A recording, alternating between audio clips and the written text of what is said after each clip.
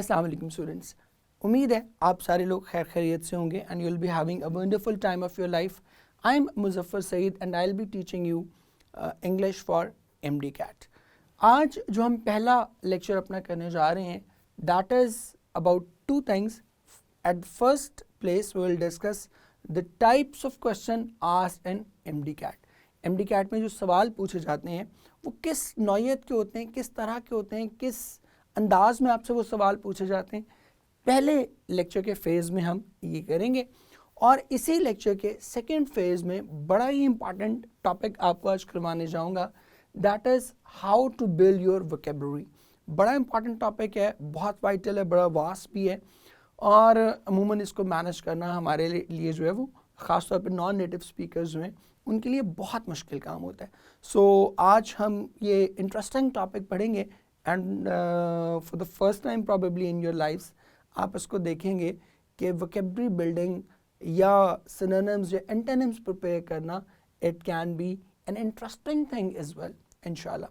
सो without wasting any further time हम चलते हैं अब अपने लाइट बोर्ड की तरफ। आए जी, ले जी स्टार्ट करते हैं हम इंग्लिश। सबसे पहले तो ऑब्वियसली आपको बताऊंगा कि एमडी कैट में इंग्लिश का पैटर्न क्या है, नंबर ऑफ क्वेश्चंस क्या हैं, प्लस आपको सबसे इम्पॉर्टेंट चीज़ जो है कि वो क्वेश्चन टाइप्स आपसे किस किस तरह की पूछी जा सकती हैं। सो आए हम शुरू करते हैं कि किस किस तरह के क्वेश्चंस आपसे पूछे जा सकते हैं।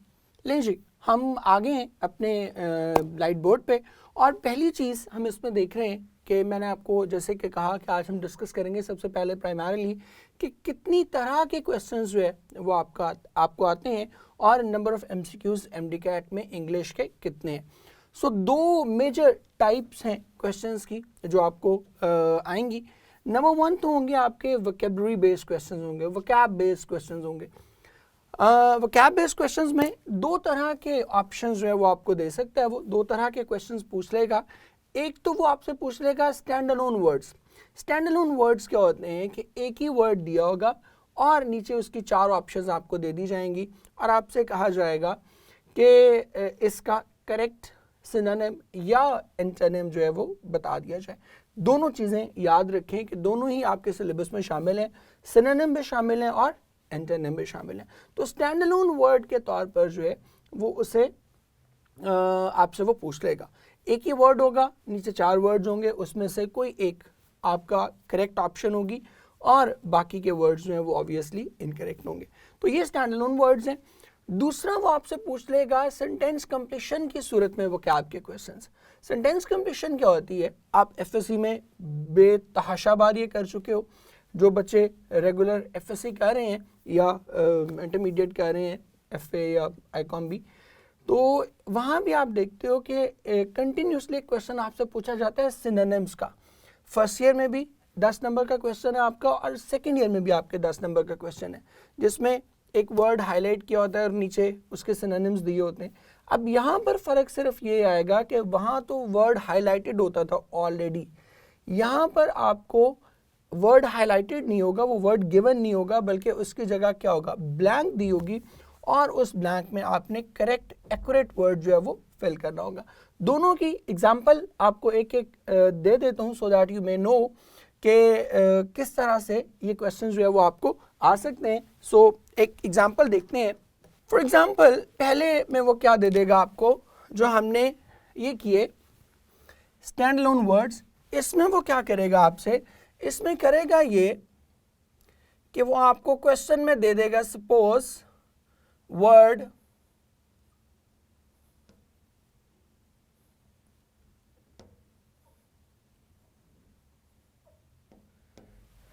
डिलैपिडेटेड, ये एक वर्ड जो है वो आपको दे देगा और नीचे जो उसकी ऑप्शंस हैं उसमें वो आपको दे देगा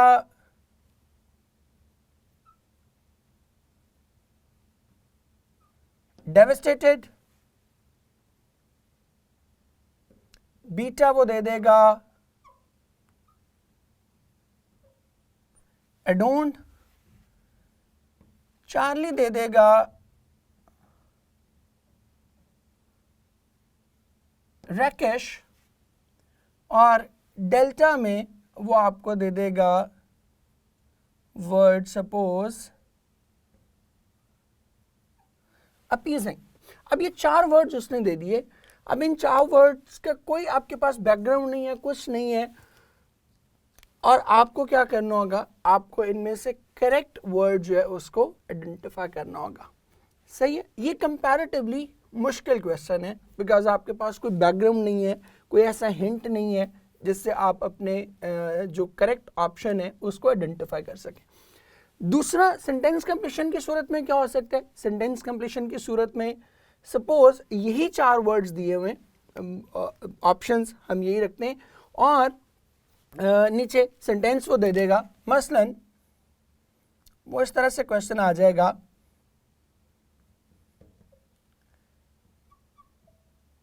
he was making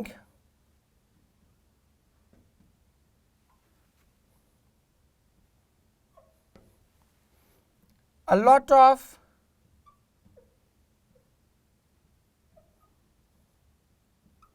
hue and cry because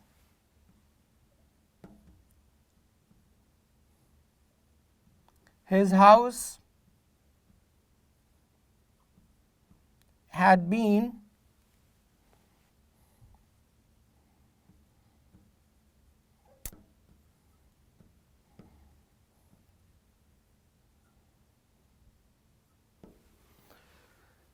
he was making a lot of hue and cry because his house had been blank during the flood। अब यहाँ पर आपको ये ब्लैंक फिल करनी है और ऑप्शन आपके पास चारों ही हैं, ए, बी, सी और डी। अब यहाँ पर आपके लिए इस क्वेश्चन को अटेम्प्ट करना कंपैरेटिवली बहुत इजी होगा। इसलिए आसान होगा इस क्वेश्चन को अटेम्प्ट करना बिकॉज यहाँ पर आपके पास एक बैकग्राउंड नॉलेज मौजूद है, सेंटेंस का एक बैकग्राउंड मौजूद है और उसके अकॉर्डिंगली आप अपनी ऑप्शन जो है वो उसको वर्कआउट कर सकते हैं।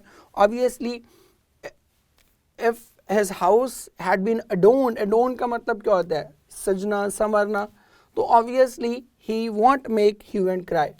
देन हम रैकिश, तो ऑब्वियसली हम उसके लिए इस्तेमाल ही नहीं कर सकते बिकॉज हैड बीन के बाद वी ऑल नो कि थर्ड फॉर्म यूज़ करनी है तो रैकिश भी नहीं आएगा और इन द सेम वे अपीजिंग भी नहीं आएगा। हैड बीन अपीजिंग हम यूज़ कर सकते हैं बट द पॉइंट इज कि if he was making hue and cry तो that must not be something very appeasing। appeasing का मतलब होता है satisfying।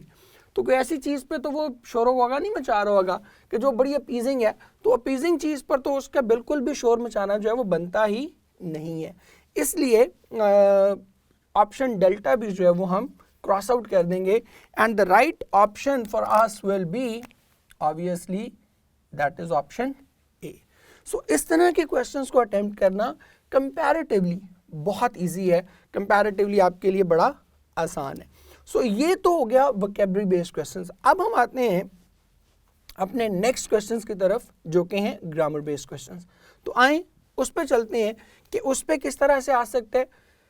सबसे पहले तो उसमें सेंटेंस कंप्लीशन वाले क्वेश्चंस आएंगे। सेंटेंस कंप्लीशन बिल्कुल यही जैसे यहाँ पर हमने देखा कि फिल इन द ब्लैंक आ रही है, तो बिल्कुल इसी तरह यहाँ भी फिल इन द ब्लैंक आएगी बट ये लैंग्वेज बेस्ड होगी।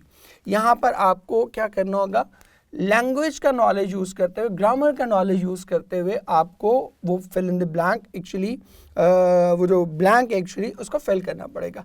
सो कैसे आएगा, एग्जाम्पल हम कर लेते हैं।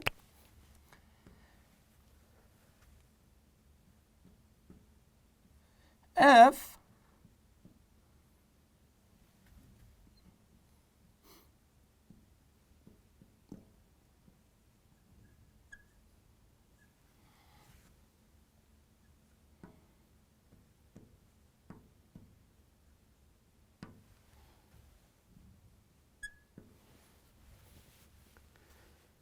if I blank you, I would not let him go। ठीक है, अब क्या हो सकता है, ऑप्शंस हम देखते हैं। was, beta, were, Charlie, is and delta m. अब आप देखें मेजॉरिटी बच्चे ये समझेंगे कि यहाँ पर क्या आना चाहिए, if I was you, because I के साथ हम नॉर्मली क्या करते हैं, वॉज ही यूज़ करते हैं, बट ये इम्प्रॉबेबल सिचुएशन है, ये ऐसी चीज़ नहीं है कि जो पॉसिबल है. I can not be like you and you can not be like me, I can not be you and you can not be me. तो ये एक इम्प्रॉबेबल सिचुएशन है, तो इसको हम पास्ट सब्जेक्टिव के तौर पर ट्रीट करेंगे. आगे चल के हम पढ़ेंगे भी उसको.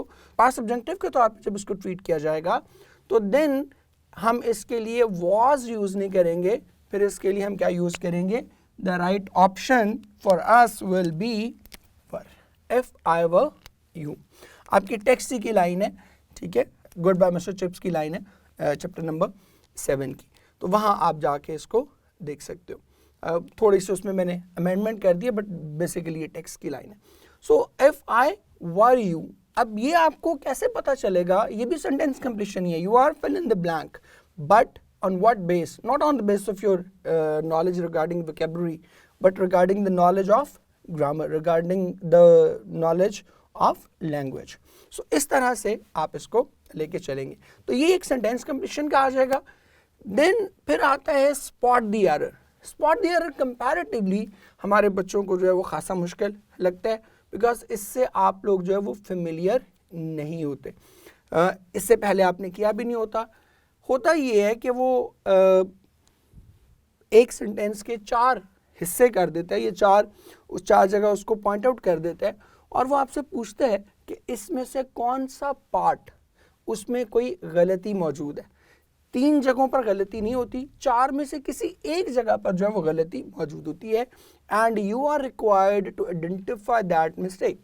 आपको ये करना होता है कि आप उस गलती को मार्क कर सकें, उस गलती को पकड़ सकें. मसलन एक एग्जांपल मैं आपके लिए दे देता हूँ. सो उसको हम देखते हैं कि जी स्पॉट द एरर किस तरह से डेवलप होगा.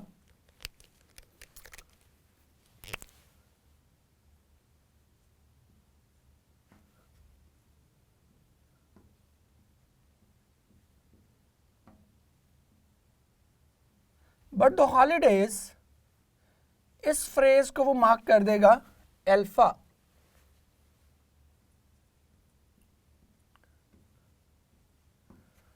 Were the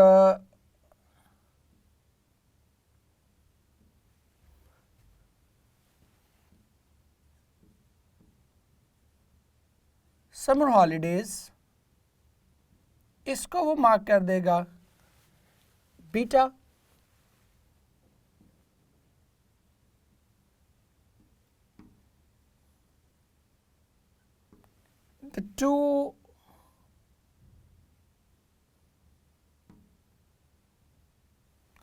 The 2 months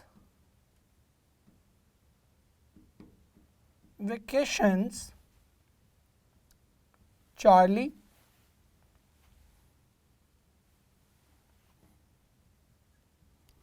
we got the 2 months vacations we got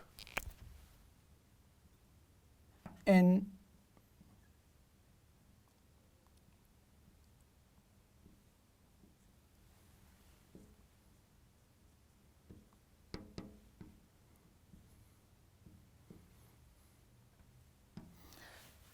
अब यहाँ पर उसने आपको 4 फ्रेजेस के बाद एरर दिए, and you need to identify कि इसमें से कौन सा पार्ट जो है दैट इज इनकरेक्ट.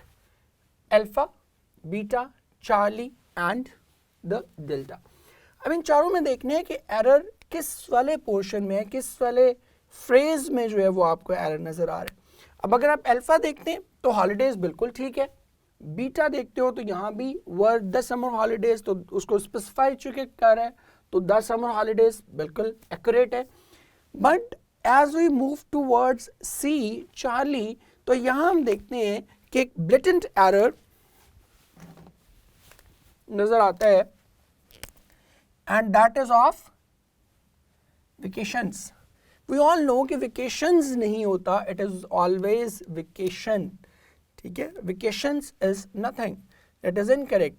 ऑल्दो के बाय एंड लार्ज लोग उसको ऐसे ही यूज़ करते हैं vacations, but it is not vacations, it is always vacation. So यहाँ हम देख रहे हैं कि हमारी करेक्ट ऑप्शन क्या है, that is option Charlie, because Charlie option में ही गलती मौजूद है। याद रखें, स्पॉट द एरर का मतलब है सही वाली गलती। ये बड़ी इंटरेस्टिंग चीज़ है, बिकॉज गलती कभी भी ठीक नहीं होती, गलती हमेशा गलती होती है, बट यहाँ अगर आप गलती पकड़ लेंगे तो you have done your job.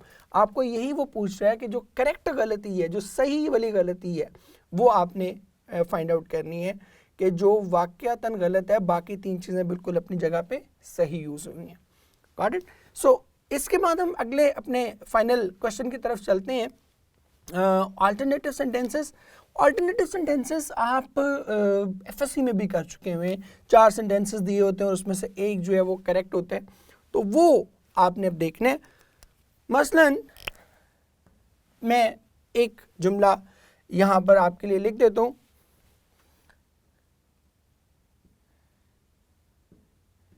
It is me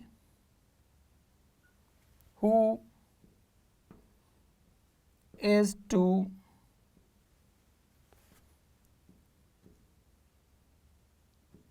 blamed, that is your option alpha. Beta पे हम चलते हैं तो आप कहते हैं it is I who is to be blamed। Charlie पे चलते हैं तो हम कहते हैं it is I who am to be blamed, and delta, it is me who am to be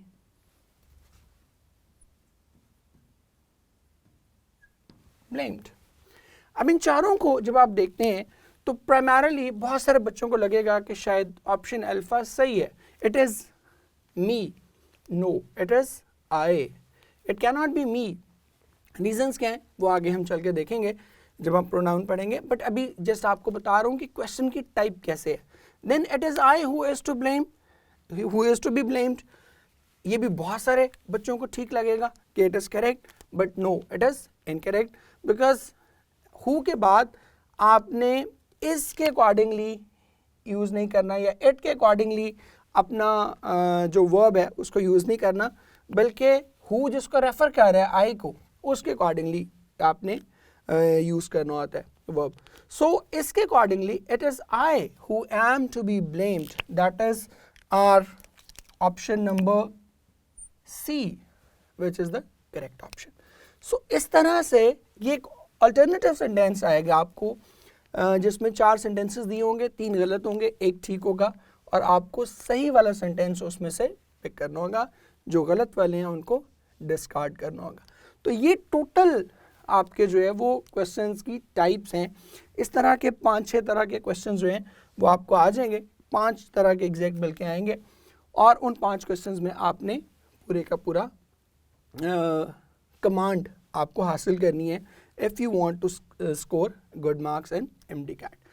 total MCQs कितने हैं लिख देता हूं आप बच्चों के लिए।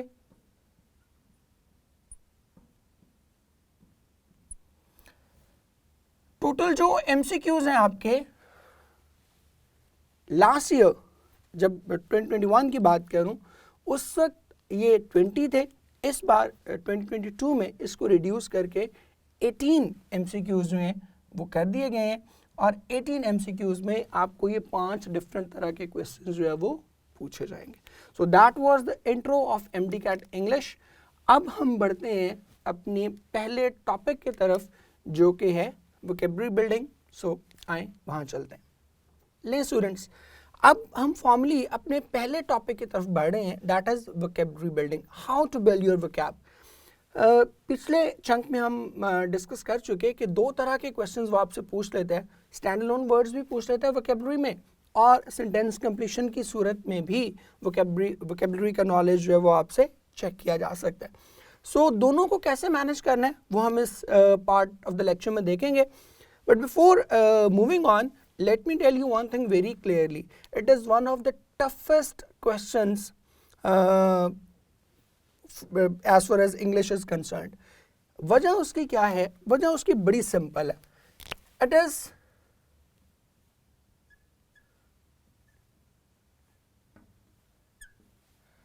too vast to handle. बहुत ही इसकी वसत बहुत है. It is such a vast thing that even after so many years of teaching, हमें भी टीचर्स को भी समटाइम्स कोई ऐसा वर्ड आ जाता है सामने कि हमें डिक्शनरी कंसल्ट करनी पड़ जाती है. सो अगर 18 साल पढ़ाने के बावजूद if I am sometimes compelled to consult a dictionary, तो फिर आप बच्चे तो भी बिल्कुल ही ननी मुनी जाने होते हो, कोई भी आपने दुनिया एज सच देखी नहीं होती. तो इसलिए आपके लिए तो इसको समझना और भी ज़्यादा जो है वो क्या होता है, मुश्किल हो जाता है. नंबर 1. नंबर 2 जो इसमें प्रॉब्लम है, दैट इज बोरिंग.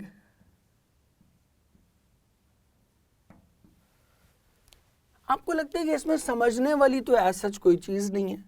इवन आप में से बहुत सारे बच्चे, मेजॉरिटी बच्चे जब एफएससी में अपने टीचर से पूछते हैं या मैट्रिक में अपने टीचर से पूछते हैं कि सर सिनोनिम्स कैसे याद करने, तो नॉर्मली जो उन्हें जवाब मिलता है वो क्या मिलता है जवाब, कि मेरे बेटे ये तो याद ही करने वाली चीज़ है, ये तो मेमोराइज करने वाली चीज़ है, इसको तो रट्टे ही लगाने हैं.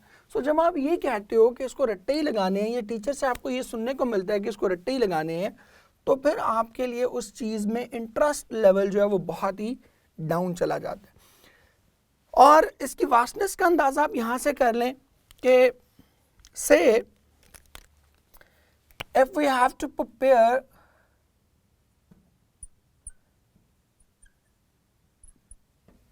500 words in case, just for the sake of discussion आपसे कह रहा हूँ, वैसे 208 है जो प्रिस्क्राइब थे, लेकिन इनिशियली 2020 में प्रिस्क्राइब किए थे पीएमसी ने, लेकिन उसके बाद उसको वो फॉलो नहीं कर रहे. सो हम जनरल एक प्रिपरेशन अपनी करते हैं जिसमें रफली 500 के करीब वर्ड्स हम प्रिपेयर करेंगे. इन 500 वर्ड्स में से फॉर एग्जांपल आप हर वर्ड के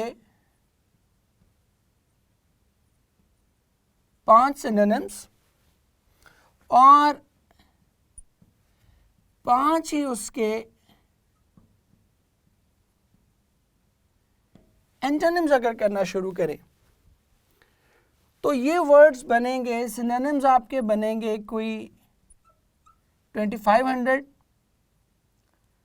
और एंटोनिम्स भी आपके बनेंगे 2500. सो इनको जब हम इकट्ठा करेंगे तो ये टोटल वर्ड काउंट जो आपका बनेगा that is 5000 word plus 500 original words जो आपके थे.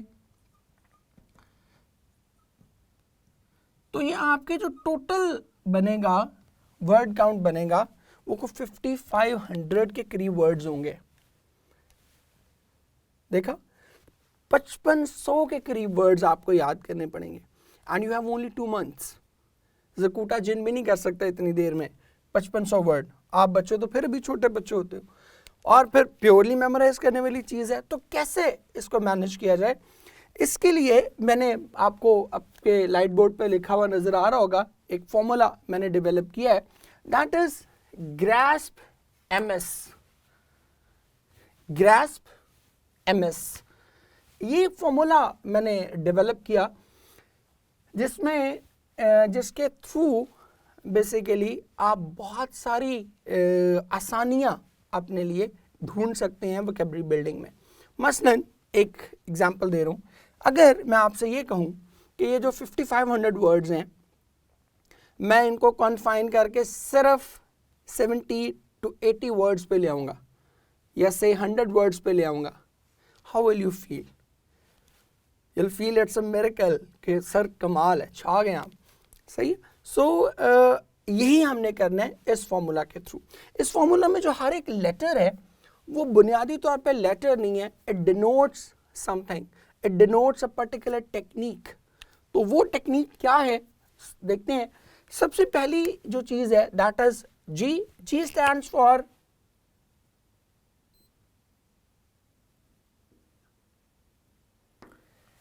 G stands for grouping।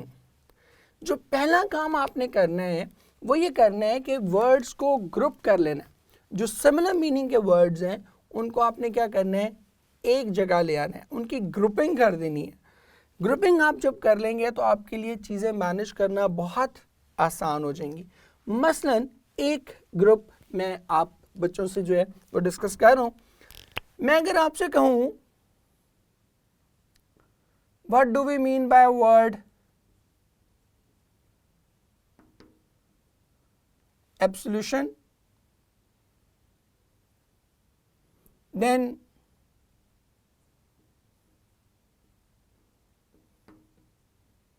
condoning,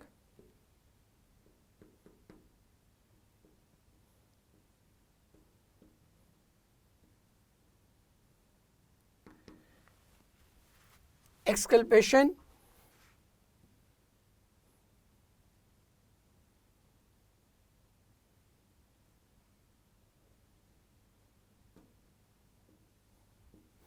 then मैं आपसे कहूँ परगेशन, फिर मैं आपसे कहूँ डिस्पेंसेशन। अब इन 4-5 वर्ड्स में से आपको किसी भी वर्ड का मतलब नहीं पता होगा। आई कैन गारंटी यू कि इनमें से किसी भी वर्ड का मतलब पता नहीं होगा। मैं या हो सकता है बहुत थोड़े से बच्चों को पता, बट मेजॉरिटी बच्चों के लिए आप में से ये वर्ड्स क्या होंगे, ये बड़े ही अनफेमिलियर किस्म के जो है वो वर्ड्स होंगे। इनमें कुछ वर्ड हम और ऐड करते हैं और देखते हैं कि हम कहाँ जाते हैं।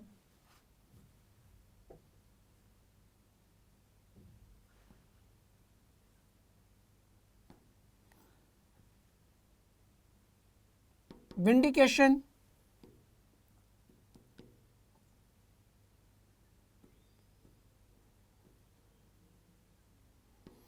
एक्सोनरेशन।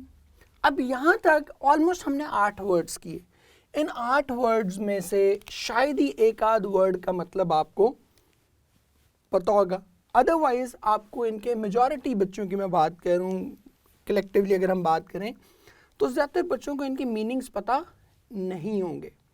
सो इन 8 वर्ड्स को जब आप वैसे प्रिपेयर कर रहे होंगे, ग्रुप किए बगैर प्रिपेयर कर रहे होंगे, तो पहले आप क्या करेंगे, पहले आप यूज़ करेंगे एब्सोल्यूशन के सपोज 5 सिनोनिम्स और 5 एंटोनिम्स यूज़ करेंगे, फिर कंडोनिंग के करेंगे, फिर परगेशन के करेंगे, फिर डिस्पेंसेशन के करेंगे, फिर विंडिकेशन के करेंगे, ठीक है। इसी तरह फिर आप बाकी अपने जो एक्सोनरेशन वगैरह के आप यूज़ करेंगे।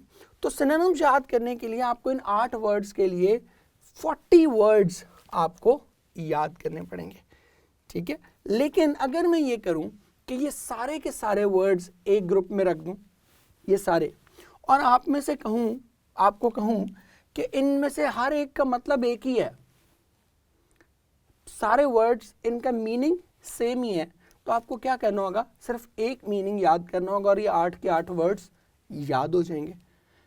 और फिर समटाइम ये भी होता है कि हर ग्रुप के अंदर कोई ना कोई एक ऐसा वर्ड आ जाता है जिसकी थोड़ी बहुत आपको वाकफियत होती है, जिससे आप थोड़ा बहुत फेमिलियराइज होते हैं। सो जैसे ही वो वर्ड आता है तो आपको पूरे ऊपर वाले सारे ग्रुप का मीनिंग खुद ब खुद क्लियर हो जाता है। मसलन अगर मैं आपसे ये कहूँ, यहाँ एक वर्ड यूज करूँ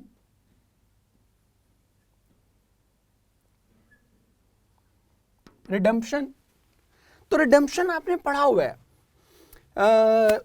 आपका जो लेसन है आई हैव अ ड्रीम, उसमें वो कहते हैं continue to work with faith, then unearned sufferings are redemptive। तो उसका मतलब क्या है, माफ़ी की, तलाफ़ी, निजात। और अगर इसी में एक वर्ड आ जाए रिमिशन या आ जाए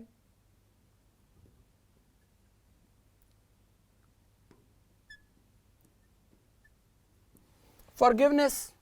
तो जैसे ये फॉरगिवनेस या रिमिशन आएगा, तो रिमिशन आपने बार बार पढ़ा हुआ है, आप कहते हैं रिमिशन ऑफ फाइन, क्या होती है? माफी। फॉरगिवनेस का मतलब क्या है? माफी। पार्डनिंग आ जाएगा तो उसका मतलब क्या है? माफी। So instead of learning 55 words, जो कि इन 11 वर्ड्स के आपने 5-5 सिनोनिम्स के हिसाब से करने थे, अब आपको जो ही फॉरगिवनेस आएगा या रिमिशन आएगा, तो आपको ऊपर वाले सारे ग्रुप के मीनिंग जो है वो क्या हो जाएंगे? ऑटोमेटिकली क्लियर हो जाएंगे। सो आपको अब वो एक वर्ड जो आपने याद करना था ना, जो यहाँ तक विंडिकेशन तक या रिडेम्पशन तक, एक्सोनरेशन तक, सॉरी, मैं आपको बता रहा था कि एक्सोनरेशन तक आपको 7 वर्ड्स के डिफरेंट सिनोनिम्स याद करने की बजाय एक सिनोनिम याद करना पड़ेगा। अब वो एक सिनोनिम भी याद नहीं करना पड़ेगा, क्योंकि जैसे ही फॉरगिवनेस या रिमिशन आएगा तो आपको ऑटोमेटिकली पता चल जाएगा कि इस पूरी रो का मीनिंग बुनियादी तौर पे क्या है? एक ही है। तो इन सब का मीनिंग क्या हो जाएगा? Forgiveness, mercy. Clear? Got it? So ये पहली टेक्निक है। अब आप कहेंगे कि सर वो एक वर्ड हम कैसे कह रहे हैं? भाई सिंपल सी बात है, एब्सोल्यूशन अगर वो ऑप्शन में दे देगा, जैसे हमने लास्ट चंक में हमने किया कि एक वर्ड दिया और नीचे 4 ऑप्शंस दी हुई हैं, अगर क्वेश्चन में उसने एब्सोल्यूशन दे दिया तो नीचे कितने के वर्ड्स और दे लेगा? नीचे उसके सिनोनिम्स में, ऑप्शंस में क्या दे देगा? कंडोनिंग में से कोई दे देगा, expulsion, purgation, dispensation, vindication, exoneration, redemption, remission, इन सब में से वर्ड देगा ना। 10-11 वर्ड्स आपने याद कर लिए। यहाँ हम कितने कर रहे थे? यहाँ 5 सिनोनिम्स कर रहे थे। तो अब 5 सिनोनिम्स के बजाय आपने हर वर्ड के सिनोनिम भी 9 से 10 कर लिए, और आपको जो वर्ड याद करने पड़े वो भी क्या है? वो भी बहुत ही थोड़े याद करने पड़े word.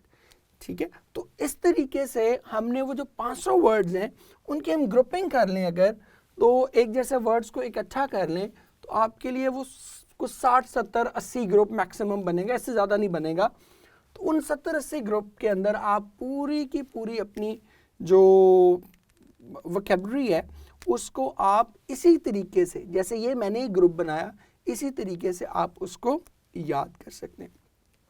Now moving on to the next one, R. R stands for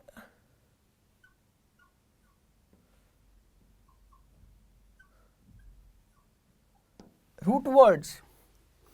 अच्छा, इंग्लिश में ना कुछ रूट वर्ड्स हैं। रूट वर्ड्स हम उनको कहते हैं, ये प्रीफिक्स और सफिक्स की तरह के हैं, बट एग्जैक्टली प्रीफिक्स और सफिक्स नहीं है। ये उसी जो है ना वर्ड का पार्ट होते हैं। प्रीफिक्स और सफिक्स तो होता है ना कि हम अलग से लगाते हैं, कि जैसे एबल को हम कर देते हैं डिसेबल, तो डिस जो है वो क्या है? वो प्रीफिक्स है।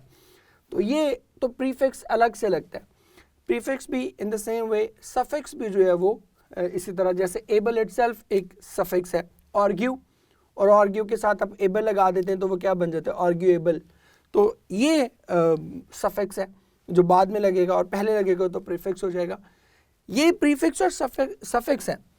हम बात कर रहे हैं रूट वर्ड्स की। रूट वर्ड्स क्या होते हैं? वो वर्ड के अंदर मौजूद होते हैं वर्ड्स, और वो उसके मीनिंग को डिफाइन कर रहे होते हैं। वो रूट वर्ड्स ऐसे वर्ड्स हैं कि जिसके साथ भी लगेंगे, ये जिस भी वर्ड का हिस्सा बनेंगे, उसका मीनिंग ऑलमोस्ट वैसा ही कर देंगे।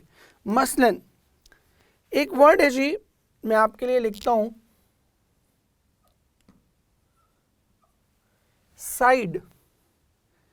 साइड का मतलब है, मैं आपके लिए इसको नीचे मतलब भी लिख देता हूं, किलिंग।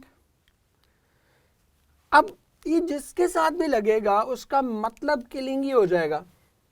जैसे मैं कहूं होमोसाइड, जेनोसाइड, पेस्टिसाइड, फंजाइसाइड, इंसेक्टिसाइड, पेट्रिसाइड। ठीक है? अब ये सारे साइड, सुसाइड, तो ये जितने भी हैं साइड वाले जितने भी वर्ड्स आएंगे, उन सब का मतलब क्या होगा? उन सब का मतलब होगा killing. In the same way एक वर्ड है जी पोर्ट। इसका मतलब होता है मूवमेंट, ये जिसके साथ भी लगेगा इसका मतलब यही होगा। आप कहते हो एयरपोर्ट, सी पोर्ट, ड्राई पोर्ट, खाली पोर्ट भी इवन आप जब कहते हो, आप कहते हो पोर्टर, पोर्टेबल, ये चीज़ें सारी क्या हैं, ये सब के सब किसको डिनोट कर रही हैं? All these things are expressing the movement. In the same way एक और वर्ड है जी जिसको हम कहते हैं ट्रांस। इसका मतलब भी मूवमेंट है, ट्रांस का मतलब भी मूवमेंट है और पोर्ट का मतलब भी मूवमेंट है, इन दोनों का मतलब मूवमेंट है। आप कहते हो ट्रांसपोर्ट, आप कहते हो ट्रांसेंड, ट्रांसेंड क्या है? आगे गुजर जाना। आप कहते हो ट्रांजैक्ट, मूव कर देना, ट्रांजैक्शन। तो ट्रांस जहां भी आएगा इट विल मीन मूवमेंट, जिसके साथ भी लगेगा उसका मतलब क्या होगा? मूवमेंट होगा। फिर एक और वर्ड बड़ा कॉमन है, बहुत कॉमन रूट वर्ड है, बेने। बेने का मतलब है पॉजिटिव, पॉजिटिव मीनिंग देगा, अच्छे मीनिंग देगा, गुड। मसलन आप कहते हो बेनिफिशियल, बेनिफिशेंट, बेनिफैक्टर, बेनेवोलेंट, अल्लाह की सिफात में से, बेनेवोलेंट, बेनिफिशरी, ये सारी चीज़ें क्या है? बेनिफिट, ये सब क्या है? ये अच्छी चीज़ें हैं, पॉजिटिव चीज़ें हैं। तो बेने जिसके साथ भी लग रहा है उसका मतलब क्या है कि that is something good, that is something positive. On the other hand एक और वर्ड है जिसका मतलब है मैल। मैल ये नेगेटिव है, ये जिसके साथ भी लगेगा उसका मतलब नेगेटिव हो जाएगा। आप कहते हो मैलिग्नेंट, मैलिशियस, मैल फंक्शन। आपने गुड बाय मिस्टर चिप्स में पढ़ा मैल एडजस्टमेंट, मैल फंक्शन, मैल न्यूट्रिशन। तो ये मैल जहां भी लग रहा है आप देख रहे हो कि इन सब का मतलब क्या है? नेगेटिव है। इनमें से किसी भी वर्ड का मतलब जो है वो पॉजिटिव नहीं है। अब सवाल ये पैदा होता है, आप मुझसे ये सवाल कर सकते हैं कि सर आप ये सारी की सारी चीज़ें जो हैं ये रूट वर्ड्स, इनका मकसद क्या है, इनका फ़ायदा क्या है, क्यों इसको हम यूज़ कैसे करेंगे अपनी वोकैबुलरी बिल्डिंग के हवाले से? तो आए मैं एक MCQ के थ्रू जो है वो आपको इसका फ़ायदा समझाता हूँ।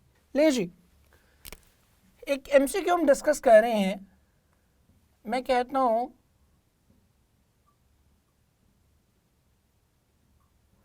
John and Sarah were sentenced to death as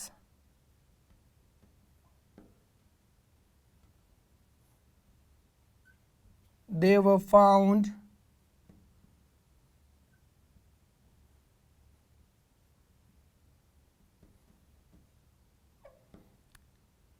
guilty of blank। अब ये वोकैबुलरी बेस्ड एक क्वेश्चन आ गया। ऑप्शन में वो देता है आपसे, ऑप्शन में वो आपसे कहता है कि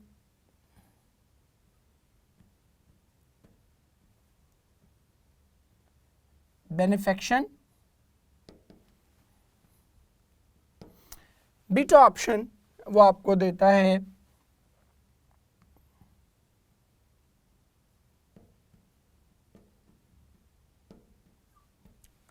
पेट्रिसाइड,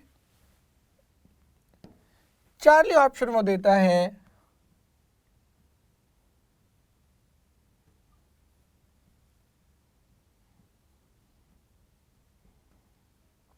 ट्रांसग्रेशन, एंड डेल्टा ऑप्शन वो देता है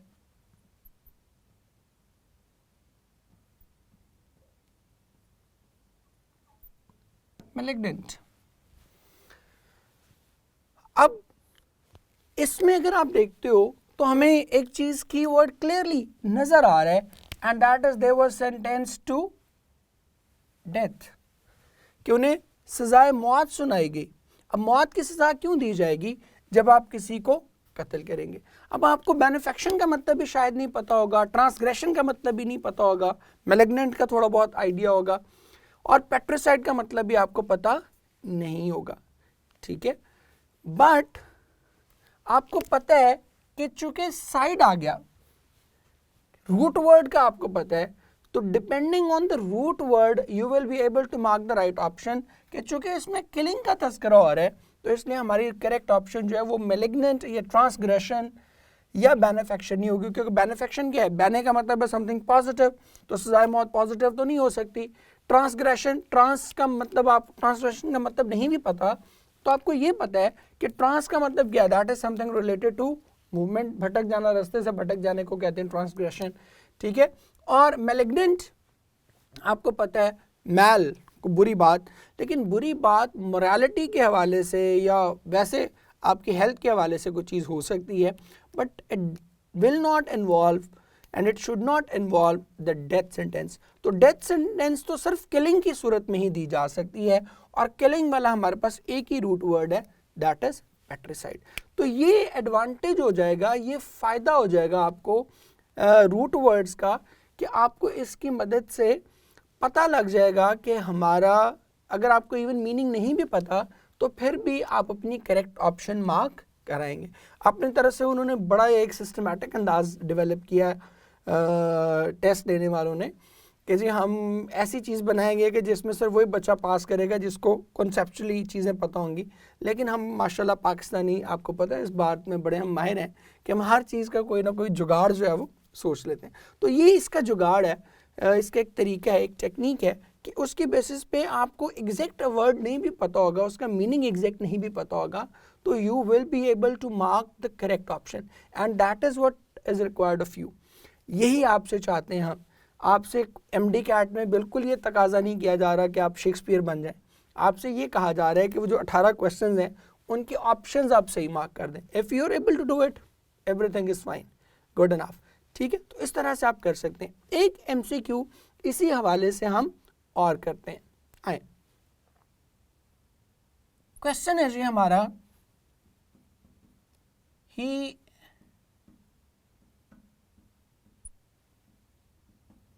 tried his best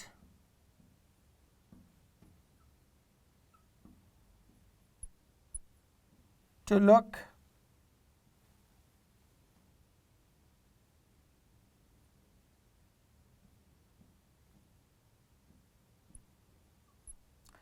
graceful and sober, but I was aware of his, ठीक है। हमने एक स्टेटमेंट दे दी, नीचे ऑप्शन आपके लिए लिख रहा हूं। मैं कहता हूं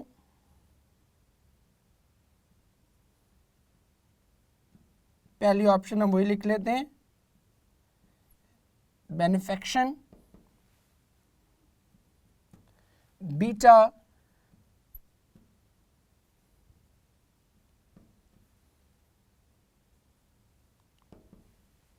malediction,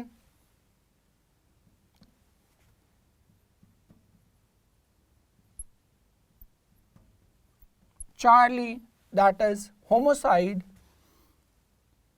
and delta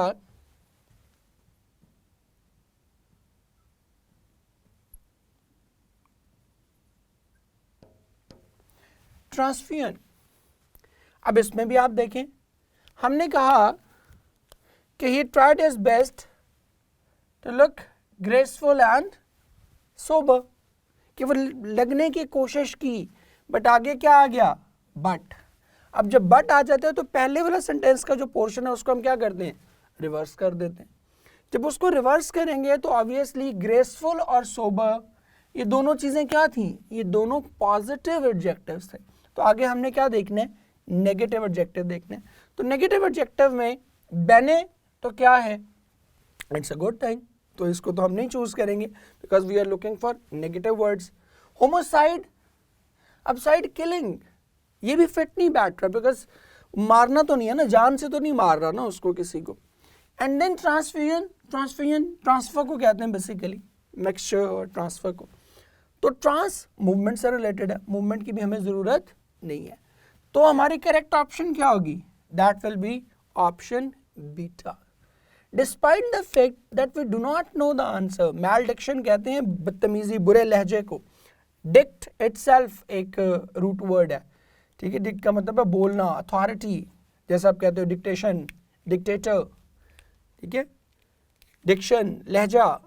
तो मैलडिक्शन कि उसके मैं बुरे लहजे से, बदतमीजी से, मुझे पता था, I was aware of it, ठीक है। तो डिस्पाइट द फैक्ट कि आपको मीनिंग नहीं पता मैलडिक्शन का, but still you have been able to mark the correct option and this is what is required of you, ठीक है। यही आपसे जो है वो तवक्को और तकाजा है कि आप जो MCQ दिया हुआ है उसको सही मार्क करके आ जाएं, चाहे जिस भी टेक्निक से करें, चाहे जिस भी तरीके से करें। So this is how it goes. Next one हम देख रहे हैं जी, that is A stands for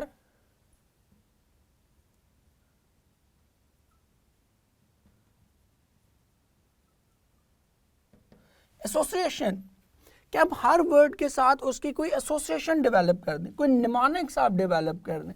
आपने गुड बाय मिस्टर चिप्स पढ़ा है, उसमें वो कहते हैं puns and mnemonics that raised laughter and at the same time imprinted something on their minds, कहते हैं चैप्टर नंबर 6 में। तो वो puns and mnemonics क्या है? mnemonics बेसिकली होता है कि आप वर्ड की फॉर्मेशन के साथ ऐसे प्ले करो, कोई ऐसा जोक बना दो उसके मुतालिक कि वो वर्ड लॉफ्टर भी क्रिएट करे और वो बच्चे को याद भी रह जाए। तो ऐसी एसोसिएशन आप हर वर्ड की डेवलप कर लें। मैंने डेवलप की हुई हैं, जैसे जैसे हम वोकैबुलरी डिस्कस करेंगे तो उसमें हम साथ साथ उन वर्ड्स को देखते भी जाएंगे। बाकी आप अपनी मर्जी से, अपनी कन्वीनियंस के अकॉर्डिंगली अपनी एसोसिएशंस भी डेवलप कर सकते हो। ज़रूरी नहीं है कि जो मैंने एसोसिएशन डेवलप कर दी वो दुनिया की कोई आखिरी एसोसिएशन है। You can create your own associations as per your need और as per your personality. So कुछ एसोसिएशंस मैं आपसे डिस्कस कर देता हूँ। The first thing is angina. Angina you all know कि जो हार्ट पेन है उसको हम कहते हैं, दिल के दर्द को, दिल की तकलीफ को हम कहते हैं एंजाइना। इसको आप याद कैसे कर सकते हो? चूँकि पंजाबी हम में से मेजॉरिटी लोग समझते हैं, तो मैं उसकी एसोसिएशन आपको डेवलप कर देता हूँ। हम कहते हैं इंज जाइना, नहीं तो क्या होगा? दिल में दर्द। इंज जाइना, ऐसे नहीं जाना, नहीं तो मुझे क्या हो जाएगा? मुझे एंजाइना हो जाएगा। सो एंजाइना अब आप लोगों को जो है वो कभी भी नहीं भूलेगा। इन द सेम वे एक वर्ड है, सपोज हम कहते हैं अले। अले क्या है?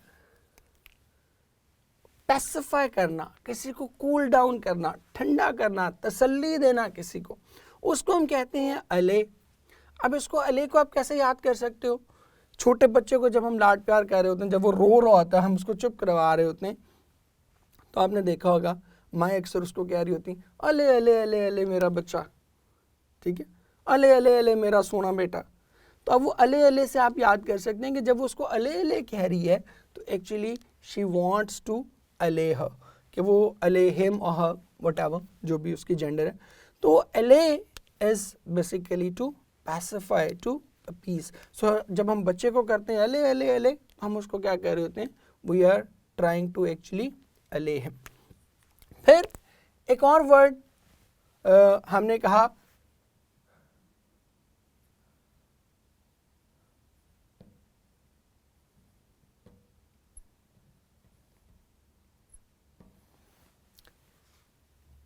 डिलैपिडेटेड, ठीक है।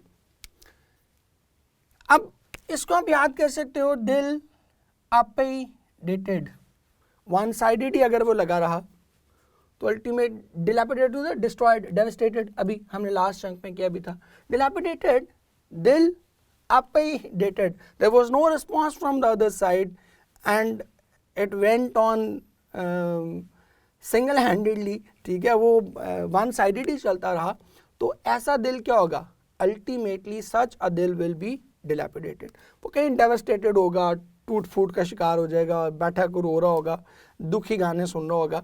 सो इस तरह से आप डिफरेंट वर्ड्स के निमोनिक्स बना के याद कर सकते हो। मसलन एक और वर्ड बना देता हूं,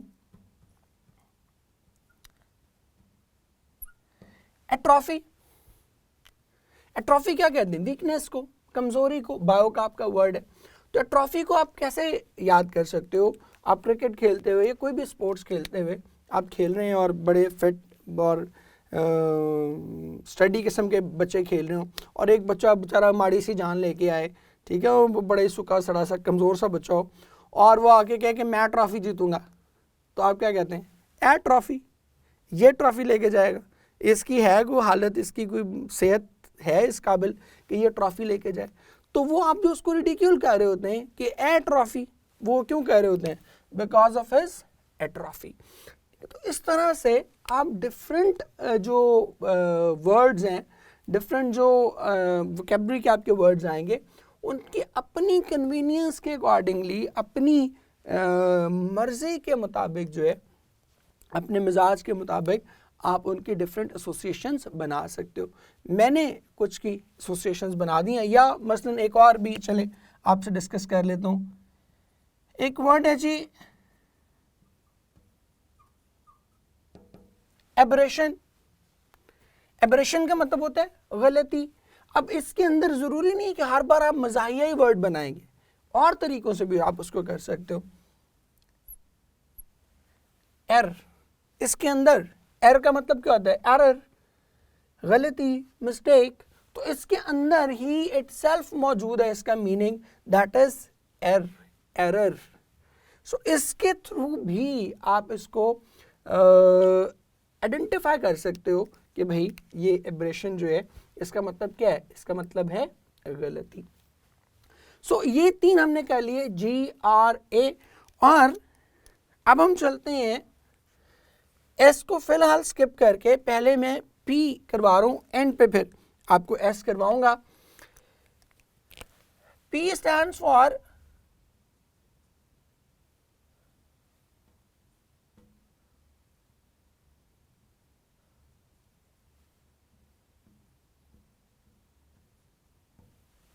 पार्ट्स ऑफ स्पीच। आपको ये अंदाज़ा होना चाहिए कि डिफरेंट पार्ट्स ऑफ स्पीच की फॉर्मेशन क्या है, किस तरह से आप डिफरेंट पार्ट्स ऑफ स्पीच को जो है वो आइडेंटिफाई कर सकते हैं। मसलन एक वर्ड मैं आपको बता देता हूँ, कुछ फॉर्मेशन समझा देता हूँ। ION की जो फॉर्मेशन होगी वो नॉर्मली किसकी फॉर्मेशन होगी, that will be the formation of noun, ठीक है, that will be the formation of noun. मसलन मैं कहता हूं क्रिएट से क्रिएशन, सॉल्व से सॉल्यूशन, तो ION आ रहा है, तो ये क्या हो गया, दैट बिकम्स नाउन। सॉल्व क्या था, वर्ब, लेकिन उसी को जब हमने ION लगा के किया तो इट बिकेम सॉल्यूशन। तो सॉल्यूशन क्या है, that is a noun. In the same वे अगर आप बात करेंगे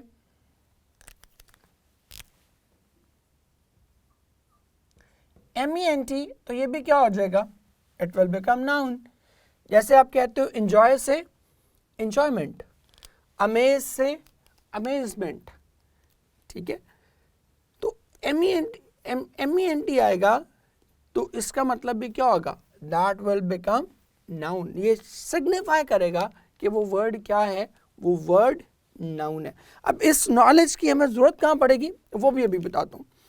इन द सेम वे अगर मैं किसी जगह लगाता हूं एबल, तो able is the formation of adjective, ये एडजेक्टिव की फॉर्मेशन है।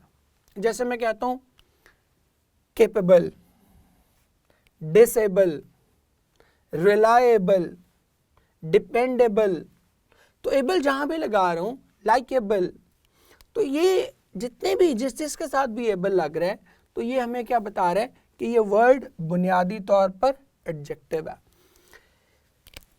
फिर मैं लगाता हूं ISH जो है वो जनरली स्पीकिंग वो क्या होगा, दैट विल बी एडजेक्टिव। अच्छा, अब एक चीज इसमें ध्यान में रखें आप, इट इज नॉट मैथमेटिक्स, ये इंग्लिश है। मैथमेटिक्स नहीं है कि जिसमें हमेशा 2 + 2 4 ही होगा, ठीक है। ये साइंसेस नहीं है कि जिसमें H2O हमेशा जो है ना वो पानी ही बनेगा। ये इंग्लिश है, लैंग्वेज है, इसमें थोड़ा बहुत मार्जिन कहीं ना कहीं रहेगा। ये जो हम फॉर्मेशंस कह रहे हैं ये बाय एंड लार्ज ट्रू रहती हैं, मतलब आप कह लो कि 95 to 98% ठीक रहेंगी। तो ISH क्या होगा, एडजेक्टिव। जैसे आप कहते हैं चाइल्डिश, जैसे आप कहते हैं स्टाइलिश, ठीक है, जैसे आप कहते हो रैकिश। तो ये ISH जहां भी है ये भी क्या होगा, दैट विल बी एडजेक्टिव। इसी तरह इसमें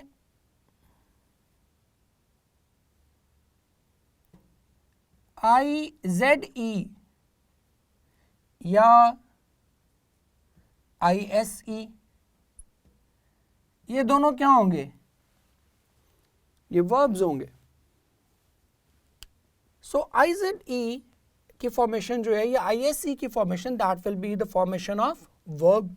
जैसे हम कहते हैं विजुअलाइज, जैसे हम कहते हैं ट्रैंकुलाइज, जैसे हम कहते हैं रियलाइज, जैसे हम कहते हैं मैक्सिमाइज, मिनिमाइज, IZE भी इसी में आ जाती हैं, ISE भी इसी में आ जाती हैं। In the same way ease, EASE, ये भी किसकी फॉर्मेशन है, ये भी वर्ब की फॉर्मेशन है। जैसे आप कहते हैं टीज, जैसे आप कहते हैं रिलीज, जैसे आप कहते हैं अपीज। तो ये EASE, ये डिफरेंट फॉर्मेशंस हैं। ये जैसे जैसे हम आगे बढ़ेंगे तो मैं आपको ये डिफरेंट फॉर्मेशंस जो है वो करवाता भी जाऊंगा साथ साथ, ताकि आपको अंदाज़ा हो सके कि किस तरह आपने इसको आइडेंटिफाई करना है। तो ये EASE की फॉर्मेशन जो ये क्या है, ये वर्ब की फॉर्मेशन है। इसी तरह EN, ये भी प्राइमरली वर्ब की फॉर्मेशन है, समटाइम एडजेक्टिव भी बनती है बट प्राइमरली वर्ब की फॉर्मेशन है। जैसे आप कहते हो जिसके साथ भी लगेगा तो आपको वर्ब बना देगा। रिच से एनरिच, शॉर्ट से शॉर्टन, बाद में भी लगेगा तब भी, शॉर्ट से शॉर्टन। इस तरह दोबारा पहले लगेगा सर्कल से एनसर्कल। सर्कल क्या है, noun, encircle that is the verb, उसको घेरा डालना। तो ये है बेसिकली इसकी फॉर्मेशन के एन जिसके साथ भी लगेगा उसको क्या बना देगा, नाउन या एडजेक्टिव से उसको किस में कन्वर्ट कर देगा, उसको बुनियादी तौर पर वो वर्ब में कन्वर्ट कर देगा। जैसे आप कहते हो शॉर्टन, लेंथन, ठीक है। तो इस तरह से ये उसको जो है वो हमेशा वर्ब के अंदर कन्वर्ट करता रहेगा। अब इनका फ़ायदा क्या होगा, इनका फ़ायदा ये होगा कि जब आपको स्टैंड अलोन वर्ड्स आएंगे तब भी आपके लिए फेवरेबल रहेंगे, और जब आपको सेंटेंस कंप्लीशन की सूरत में वर्ड्स आएंगे तो तब भी ये चीज़ें आपके लिए फेवरेबल रहेंगी। दोनों के अलग अलग MCQ आपको करवा देता हूँ सो दैट कि आपको अंदाज़ा हो सके कि ये चीज़ें, ये वाला जो पार्ट्स ऑफ स्पीच वाला कॉलम है ये किस तरह से आपके लिए फेवरेबल रहेगा। लेकिन उससे पहले हम देखते हैं सेंटेंसेस को कंप्लीट करके तो फिर हम उसकी तरफ जाएंगे। अब ये जो S है दैट एक्चुअली स्टैंड्स फॉर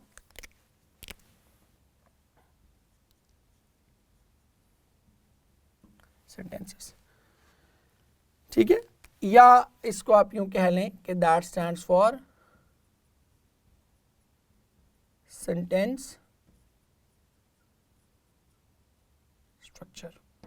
अब आपको पता है कि इंग्लिश लैंग्वेज में सेंटेंस का एक पर्टिकुलर स्ट्रक्चर है, उसमें मसलन आपको पता है कि प्रपोजिशन के बाद क्या लगना है, नाउन लगना है, ठीक है। वर्ब के बाद क्या लगनी है, कोई ना कोई ऑब्जेक्ट लगनी है, तो ऑब्जेक्ट क्या लगना है, नाउन लगना है। इसी तरह सब्जेक्ट के बाद क्या लगता है, हमेशा वर्ब लगता है। नाउन से पहले क्या चीज़ लग सकती है, आर्टिकल लग सकता है, ठीक है। ये डिफरेंट फॉर्मेशंस हैं, मैं बल्कि आपके लिए इसको लिख ही देता हूँ ताकि फिर हम इसको डिस्कस भी कर सकें। पहले आए इसको ज़रा देख लेते हैं डिफरेंट फॉर्मेशंस को। अच्छा जी, ये आपके लिए कुछ फॉर्मेशन बेसिक्स ही मैंने 2 लिख दी, बाकी ऑब्वियसली साथ साथ हम इसको डिस्कस करते रहेंगे। देखिए सब्जेक्ट वर्ब ऑब्जेक्ट ये तो आपको पता है ना। अब अगर आपको ये फॉर्मेशन पता है, सेंटेंस का स्ट्रक्चर पता है, तो फिर अगर सपोज यहाँ ब्लैंक आएगी तो you will always look for the subject. अगर यहाँ ब्लैंक लगी होगी सेंटेंस के अंदर तो फिर आप क्या लगाएंगे, फिर obviously you will place the verb. और अगर यहाँ ब्लैंक लगी होगी तो फिर आप क्या लगाएंगे, ऑब्वियसली वर्ब के बाद भी क्या आनी है, ऑब्जेक्ट आनी है।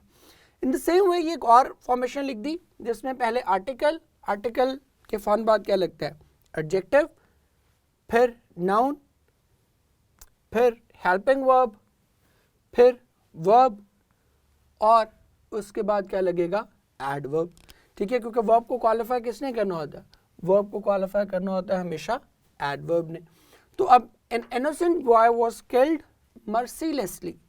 अब इनमें से कहीं भी ब्लैंक आ जाएगी, सपोज अगर यहाँ ब्लैंक दी हुई है तो आपको पता है कि आर्टिकल के बाद मैंने क्या यूज़ करना है। अगर आपको सेंटेंस स्ट्रक्चर का आइडिया है तो फिर आपको पता है कि आपने आर्टिकल के बाद क्या यूज़ करना है, एडजेक्टिव। सो नीचे जो चारों ऑप्शंस दी होंगी उसमें आप क्या यूज़ करोगे, उसमें you will only look for adjectives. अब आपको ये कैसे पता चलेगा कि उनमें से एडजेक्टिव कौन से है, वो हमने, ये आप देख रहे हो कि ये सारा हमने इसीलिए वर्कआउट किया कि आपको पता चल सके कि उसकी फॉर्मेशन को देखते हुए, फॉर्मेशन ऑफ द वर्ड को देखते हुए आपको अंदाज़ा हो सके कि इसमें से एडजेक्टिव कौन सा है, वर्ब कौन सा है, नाउन कौन सा है, एडवर्ब कौन सा है। तो अगर आपको ये फॉर्मेशन का, पार्ट्स ऑफ स्पीच की फॉर्मेशन का आइडिया होगा तो सेंटेंस स्ट्रक्चर को मैनेज करना आपके लिए ऑटोमेटिकली आसान हो जाएगा। या अगर उसने यहाँ ब्लैंक दी हुई है तो आपको पता है कि वर्ब को क्या चीज़ क्वालिफाई करेगी, वर्ब को क्वालिफाई करेगी हमेशा के लिए एडवर्ब। और अगर उसने सपोज वॉज के बाद यहाँ दिया हुआ है तो आपको पता है कि वॉज वर्ब के बाद क्या लगना है, या तो थर्ड फॉर्म लगेगी, ठीक है, पास्ट पार्टिसिपल लगेगा, या फिर वॉज वर्ब के बाद क्या लगेगा, प्रेजेंट पार्टिसिपल, जिसको आप आईएनजी फॉर्म ऑफ वर्ब कहते हो। तो अगर आपको ये सेंटेंस स्ट्रक्चर का आइडिया है तो आप बड़ी आसानी से, मतलब नहीं भी आता होगा चीज़ों का तो आप समझ जाओगे उसको, वहाँ आप ऑप्शन अपनी सही मार्क कर लेंगे। और ये जो मैंने कहा कि parts of speech standalone words के भी स्टैंडअलोन वर्ड्स के तौर पे भी आपके लिए काम आ सकते हैं। तो स्टैंडअलोन वर्ड्स के तौर पे कैसे काम आएंगे, याद रखें, नाउन का सिनोनिम या एंटोनिम वो नाउन ही होगा, वर्ब का एंटोनिम या सिनोनिम वर्ब ही होगा, एडजेक्टिव का सिनोनिम या एंटोनिम एडजेक्टिव ही होगा, और एडवर्ब का सिनोनिम या एंटोनिम हमेशा एडवर्ब ही होगा। सो अगर आपने क्वेश्चन में फॉर्मेशन ऑफ द वर्ड के हिसाब से, पार्ट ऑफ द स्पीच के हिसाब से आइडेंटिफाई कर लिया कि ये वर्ड सब्जेक्ट, ये वर्ड जो है वो नाउन है, वर्ब है, एडजेक्टिव है या एडवर्ब है, तो फिर आप नीचे मौजूद जो ऑप्शंस हैं उनमें से भी सिर्फ वही वर्ड्स देखेंगे जो ऊपर वाले वर्ड की फॉर्मेशन के साथ मैच करते होंगे या ऊपर वाले वर्ड के रूट वर्ड के साथ जो है वो मैच करते होंगे। अदरवाइज आप बाकी सारी की सारी ऑप्शंस आप इग्नोर कर देंगे, बड़ी इजीली आप अपनी करेक्ट ऑप्शन तक पहुंच पाएंगे। कैसे पहुंच पाएंगे, दोनों के एक एक एमसीक्यू आपको करके दिखा देता हूं सो दैट कि आप लोगों को आइडिया हो सके कि ये दोनों चीज़ें, पार्ट्स ऑफ स्पीच और सेंटेंस स्ट्रक्चर, कैसे एक दूसरे को रेसिप्रोकेट करेंगे, एक दूसरे को बेसिकली हेल्प आउट करेंगे और एक्चुअली हमें हेल्प आउट करेंगे to find the right option. So आए पहले एमसीक्यू दोनों देखते हैं जी। ये देखिए मैंने आपके लिए दो सिनोनिम्स, दो एमसीक्यूज लिखे। द फर्स्ट वर्ड जो हमारा क्वेश्चन है that is rakish. Now you do not know कि रैकेश का मतलब क्या है। नीचे उसके 4 सिनोनिम्स मैंने लिख दिए, कॉन्डिसेंड, रैफिश, ट्रैंकुलाइज और सीरेनली। अब कॉन्डिसेंड END ये भी बेसिकली वर्ब की फॉर्मेशन है, जैसे आप कहते हो एंड, जैसे आप कहते हो ट्रांसेंड, ठीक है, तो END भी वर्ब की फॉर्मेशन है। तो कॉन्डिसेंड इट्स अ वर्ब। सो हमें कॉन्डिसेंड का मतलब नहीं भी पता तो हमें ये पता है कि ISH किसकी फॉर्मेशन थी, एडजेक्टिव की। स्टैंडअलोन वर्ड्स में बात करूं, ये एडजेक्टिव की फॉर्मेशन थी, तो हमें ये पता है कि हमें एडजेक्टिव के लिए नीचे एडजेक्टिव ही की फॉर्मेशन देखनी है। तो कॉन्डिसेंड END है, दैट इज वर्ब, तो ये तो हमारी ऑप्शन नहीं होगी। देन IZE, मैंने आपको बताया IZE भी किसकी फॉर्मेशन है, that is the formation of verb, तो ये भी हमारा ऑप्शन सिनोनिम में नहीं होगा। सेरेनली कहते हैं पीसफुली, ट्रैंकुलाइज का मतलब भी होता है to pacify someone, to appease someone. तो ly that is the formation of adverb, तो एडवर्ब भी हमें रिक्वायर्ड नहीं है। सो डेल्टा भी क्रॉस हो गया, चार्ली भी क्रॉस हो गया और कॉन्डिसेंट अल्फा भी क्रॉस हो गया। नॉट बिकॉज कि हमें इनके मतलब पता है, but because we know the formation parts of speech. हमें पता है कि हमें ISH या एडजेक्टिव के लिए नीचे भी क्या चाहिए, एडजेक्टिव चाहिए। ठीक है, तो रैकिश का मतलब बेसिकली दोनों मानों में होता है, स्टाइलिश के कॉन्टेक्स्ट में हम इसको यूज करते हैं। तो रैकिश और रैफिश, ठीक है, दोनों सेम वर्ड। समटाइम नेगेटिवली भी इसको हम यूज करते हैं, नेगेटिव कॉनोटेशन भी बनती है, बट स्टाइलिश के मानों में हम इसको इस्तेमाल करते हैं। तो रैकिश और raffish, we do not know the meanings, but still we have been able to mark the right option. That is what is required of you. यही आपसे चाहिए, और ये हम बड़े अच्छे तरीके से अल्हम्दुलिल्लाह इस मेथड के थ्रू, ग्रास्प MS के थ्रू जो है वो हम करें। Then I cannot stand even the sight of him as his manners are blank. अब यहाँ पर हमें वर्ड फॉर्मेशन का नॉलेज भी चाहिए और सेंटेंस स्ट्रक्चर का भी चाहिए। अब इज एम आर के बाद क्या लगता है, या तो पैसिव वॉइस में होगा तो क्या लगेगा, ईडी लगेगा, पास्ट पार्टिसिपल, और अगर एक्टिव वॉइस में है तो फिर क्या लगेगा, प्रेजेंट पार्टिसिपल लगेगा। सही है, इन दोनों में से प्रेजेंट पार्टिसिपल या पास्ट पार्टिसिपल या एडजेक्टिव भी लग सकता है। ठीक है, और यहाँ एडजेक्टिव ही लगेगा because we are qualifying the table manners, तो हमें एडजेक्टिव चाहिए। अब एडजेक्टिव्स की ING की फॉर्मेशन एडजेक्टिव की भी फॉर्मेशन होती है। जैसे हम कहते हैं I watched an interesting movie, ठीक है, appetising order of roast beef आपने पढ़ा हुआ है फर्स्ट ईयर में, द पीस ऑफ स्ट्रिंग में। ठीक है, तो ING फॉर्मेशन एडजेक्टिव की भी है। तो अब हम देखें फर्स्ट वन, अट्रैक्टिव, ये है तो IVEB किसकी फॉर्मेशन है, that is the formation of adjective. But depending on the knowledge of the sentence हमें पता है कि वो कह रही है कि आई can not stand the site of him, can not stand, मैं उसकी शक्ल भी देखना गवारा नहीं कर रही। तो अगर उसके मैनर्स अट्रैक्टिव हों तो फिर तो वो ये नहीं कहेगा ना, कोई भी शख्स ये नहीं कहेगा। देन एसेंट्रिसिटी, ITY में आप देख रहे हो कि ITY is the formation of noun, it's the formation of noun. जैसे आप कहते हो रियलिटी, इसी तरह क्या है एसेंट्रिसिटी, तो प्योरिटी, रियलिटी, तो ITY is the formation of noun. तो हमें नाउन भी नहीं चाहिए बिकॉज इज MR के बाद हमें क्या चाहिए, एडजेक्टिव चाहिए या प्रेजेंट पार्टिसिपल या पास्ट पार्टिसिपल चाहिए। देन वेहेमेंटली कहते हैं विगरसली, फोर्सफुली, हमें इसका मतलब नहीं पता, बट हमें पता है कि LY क्या है, दैट इज एडवर्ब। तो एडवर्ब भी हमें यहाँ पर नहीं चाहिए। सो हम अपना जो करेक्ट ऑप्शन है वो मार्क कर लेंगे, that is option C, appalling. अब हमें अपॉलिंग का मतलब ही नहीं पता, बट वी नो कि हमें इज MR के बाद क्या लगाना है, हमें एडजेक्टिव लगाना है। और फॉर्मेशंस की मदद से, पार्ट्स ऑफ स्पीच की मदद से हम ये भी जानते हैं कि एडजेक्टिव को नीचे वाली ऑप्शंस में से किस तरह से आइडेंटिफाई करना है।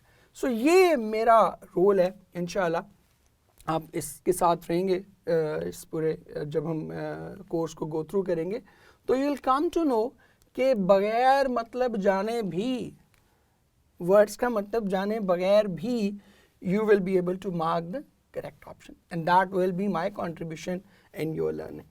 ठीक है जी, so grasp तो हमने कर लिया। Now all of you will be wondering कि what is MS? तो MS is actually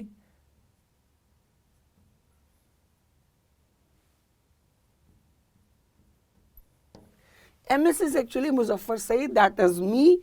ठीक है, ये भी आप लोगों के लिए एसोसिएशन है कि who taught you the concept of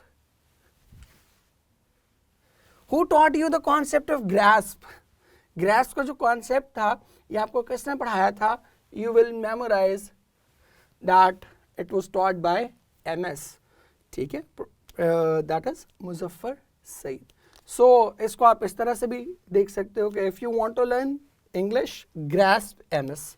ठीक है, अगर आप चाहते हो कि इंग्लिश आ जाए, आसानी हो जाए, एमडी कैट बड़ा इजीली क्लियर हो जाए, तो फिर जो है जुड़े रहें हमारे साथ। और इंशाल्लाह इसी के साथ हम आज के लेक्चर को वाइंड अप करते हैं। कल इंशाल्लाह आप बच्चों से दोबारा मुलाकात होगी नए टॉपिक के साथ। एंड आई डू होप कि आपने आज का लेक्चर बहुत एंजॉय भी किया होगा और इससे बहुत कुछ सीखा भी होगा। जीते रहें, खुश रहें। Thank you very much. अल्लाह हाफिज़। ले जी, that was it for today. आज के लिए इतना ही। आज हमने दो चीज़ें की। एक तो ये कि एमडी कैट में नंबर ऑफ क्वेश्चंस कितने हैं और टाइप्स ऑफ क्वेश्चंस क्या क्या हैं, एक तो ये डिस्कस किया। एंड सेकेंडली हमने डिस्कस किया बड़ा इंपॉर्टेंट चीज़ कि अपनी वोकेबलरी को कैसे बिल्ड करना है, अपनी वोकैब को कैसे स्ट्रेंथन कैसे हम कर सकते हैं।